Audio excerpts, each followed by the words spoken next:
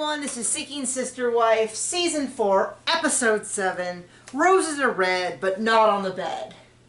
Bore me to death. It feels, I was really hoping... So, today we're going to talk about fashion and poor cooking. Fashion, oh, that is right, fashion. That is right. That is right. Fashion in the Philippines. I took almost no notes because I feel like almost nothing happened. We're kind of at the bottom of this. Hold on, should we just restart? No. We're okay. Is that better? I don't care. I feel like nothing happened. I feel like I don't know, nothing happened. It felt like just everything was settled. It was in one place. It was one conversation for each couple that just lasted the whole episode. And got nowhere and said nothing, and you know, pretty typical. And right in the middle of the show, we had to go do an interview with a reality production casting person. Would you watch us on a reality show? They're going to probably want to put us on a game show or something. It doesn't even make it to TV. Anyway, where do you want to start? Start with kimono in the Philippines. Okay. I thought it was a romper. John thought it was a kimono. It turns out it was a matched set shirt and pants. That's the Joneses sitting in. We didn't even see Tasha. We didn't even get like Tasha for a split second where she like says I'm so happy for them or anything. Tasha might as well have died when they left because all it was him. I feel like you jumped over the main part. Like, I mean, it takes some nerve to wear something like that.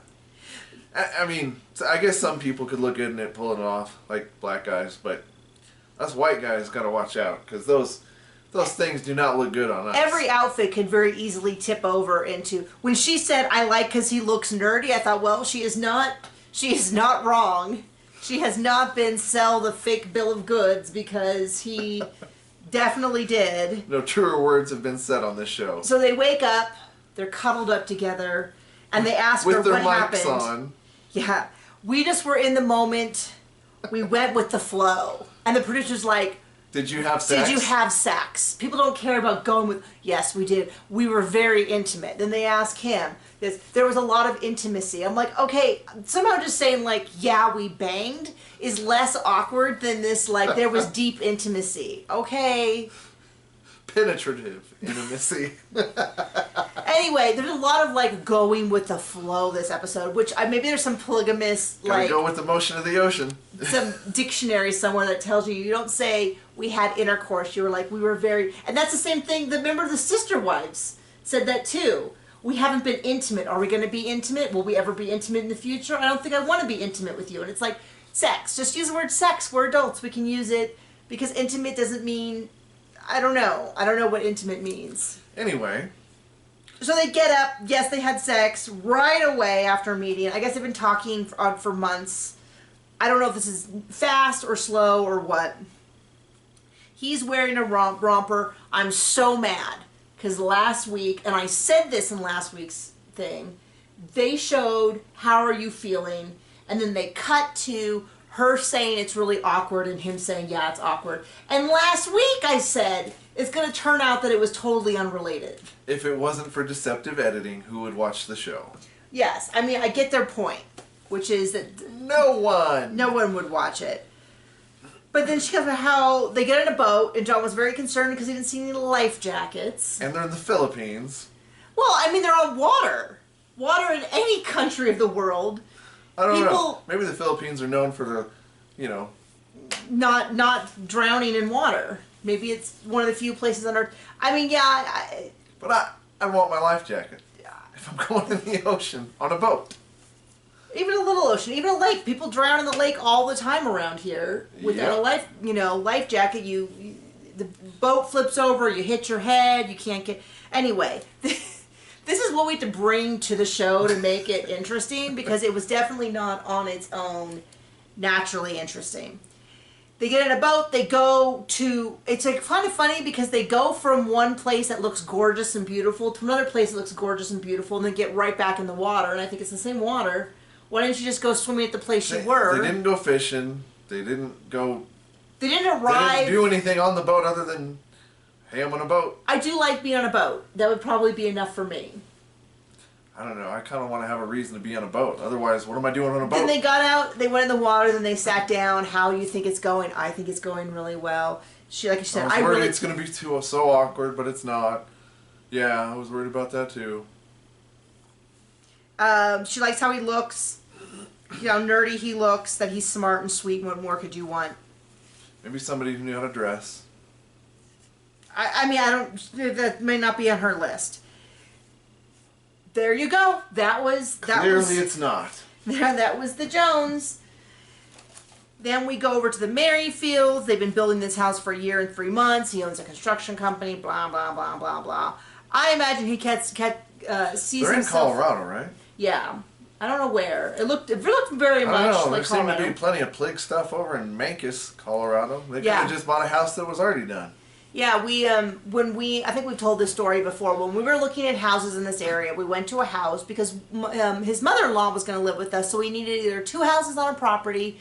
And after a while, it seemed like that was the least convenient way to have her, we'd rather have her in the house. That way, especially when our baby was really young, we could say, hey, Linda, can you just step over here and watch him for a little bit, and we could go outside and take care of the horses, whatever. So we were looking at kind of bigger houses than we technically needed because we were looking for houses that had a secondary living space. And as such, we looked at an area called Mancos, which is just kind of outside of Durango, up a hill and down, and it's a little ranching community. I'm going to say it's probably a Mormon community. Well, I wouldn't say the whole community is, but there seems to be a large number of them. They also have a lot of Mennonites. And so we were we also wanted a property that was big enough for the horses. So we went to this property that was already fenced in and everything, and we're looking at this house, and we're like, this is a really weird layout. So we go in, there's a master bedroom. Upstairs is this long, skinny room. It wasn't super skinny, but it was really long compared to how wide it was. Huge room. It's like 4 normal bedrooms and then add a 5th. But it was just long. And just open. And it was all bunk beds. Or twin beds? Was it twin beds or bunk beds? All down both sides. It was it was pointy like this, like a little Pentagon-shaped room. Anyway, we were like, gosh, that's a lot of kids. Is this a vacation home? This is really weird. Then we went to the basement. And there's a second master bedroom. And the bed was unmade, and we said, is this a second master? And he was like, well, our real estate agent was like, well, it does get hot out here, especially out here is more deserty. He's a pretty normal dude, but then we went around the corner in the basement. Well, no, but we went, and he suggested that maybe some people sleep in the basement in summer because it's cooler, and I'm like, yeah, but the basement wife. But both of those bedrooms looked actively lived in, as of this morning. And then you went around the corner, and there was a couple of unfinished bedrooms downstairs. But then in the basement, around the corner from the other master bedroom, there's this door, and it's huge door. It's like something you'd stick like a bank vault door. And it's a vault door, and it's like, oh, that's where you hide the rest of the family when they're raided. No, it's a lot of Mormons have. They have to keep so many pounds of grain. Anyway, we were I don't know these things, but it was freaking weird. At some point, John and I go, this is the polygamous house. And then we found a tract upstairs, a tract. If you don't know, a tract is a religious tract where you give it to people that explains your religion. And we're like, oh, this makes so much more sense. They have 1 million kids that sleep upstairs. They have at least 2 wives. They were finishing off the bedrooms downstairs, and it might have been a third wife's bedroom, but they were gonna move to a different house. Anyway. All that to say, it was way more interesting than the fools we're talking about. The Merrifields. So 4,000 square feet. All we see this episode is large wife and large husband. Yeah, John has to. And if you don't know that reference, they referred to her as large wife, and I'm not calling anybody that. No, you are calling Garrick large husband. Oh yeah, definitely saying that. Okay, so they have a 4,000 square foot house with a 1,000 square foot garage. I was like, okay, that's definitely a decent sized house until you start talking about polygamous. Then you go, okay, and her parents are moving in, and I was like, that is not as big of the house once you have 4 Nothing to 5 awkward about that. to 6 adults living in it. That's a little different. Oh, explain how Garrett wants to do this. I have not, so no part of this show has made me think, wow, what a great deal for the women. Wow, this sounds great. But this still has to be one of the worst things I've heard of, which is that he gets his bedroom, and then the women have to change rooms. And I'm like, of all of the things I've heard about polygamy, The one nice thing was that at least the woman got their own bedroom. Or house, depending on... Or house, depending on the show. But at least on this show... But let's just take that away. We're going to get rid of that. Instead, they get to go to their bunk room with their other sister wives and then get pulled. This is essentially a harem. That's what harems are, where the king has his area and then all the women I'm like, this is... But then this is how she frames it. It was really important to us that Garrick has his own room. And I'm like, girl, I don't want to hear another word from you, because this whole snow job, like, you can convince yourself, but you're not convincing me that this is some great deal. I heard next week she's changing her name to Matt. Like floor mat. Yeah, exactly. So her parents are moving in. Her parents are very much like... We'll say and do anything we need to keep this deal going, because we're getting a house. But we're not genuinely into it. They have their house is kind of set up a little similar to how our house is, with an add-on for... Let's not make that comparison. Okay. The difference is you are not bringing in extra wives and not bringing in extra husbands. This is what I want to know. Is her name on the deed? Because they got divorced... And he's got a construction company. Is her name in the construction company? They had to do it so that she could come.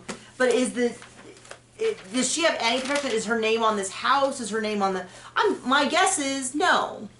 And if she acts up, he's just going to kick them all out. I'm going to say this, and it's mean, but I don't feel like the people in these relationships are the smartest. I know.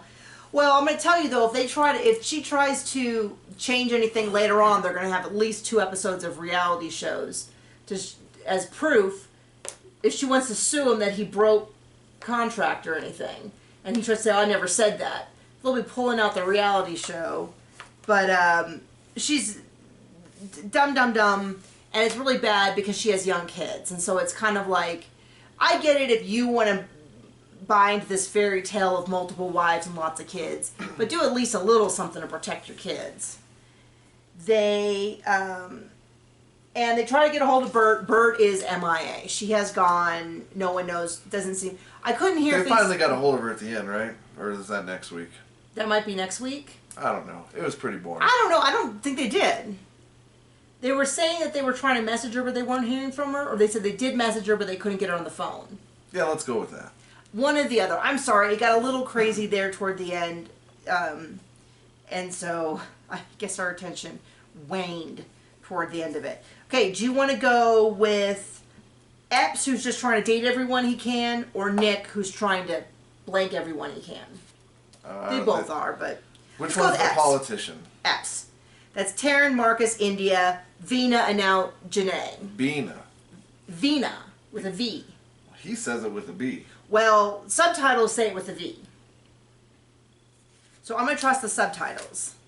Work on your pronunciation, buddy. I thought it was Bina as well, but then the next week they said Vina. Anyway, India's being pretty clear. And this is this long fight that went like 5-6 minutes, and I kind of didn't write anything down because she just was basically saying... No wives, or you have to have one move out. It started... No new ones. The first fight started with... No, you're not going to be sleeping with her. We don't feel comfortable with you sleeping with her. Stop saying you're going to sleep with her. So that was the first issue. Then I don't care if you're talking about Jesus. You're coming home at 3 a.m.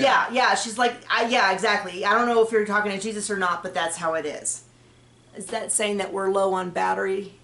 I don't care. It says we're low on battery. Well, let's make this quick. We'll go as quick as we can, guys. That's what she said. And then at the end of it, she's like, I don't want you to... and then she's like, okay, I don't want someone moving in. If someone moves in, I'm going to move out. Well, then he's like, hey, we're going to call this whole thing off if you start moving out. Which I'm kind of surprised by, because I really thought he was like, I don't care as long as I get a date. Because politicians are totally not known for saying anything they need to say to get their way, right? Okay, why don't you...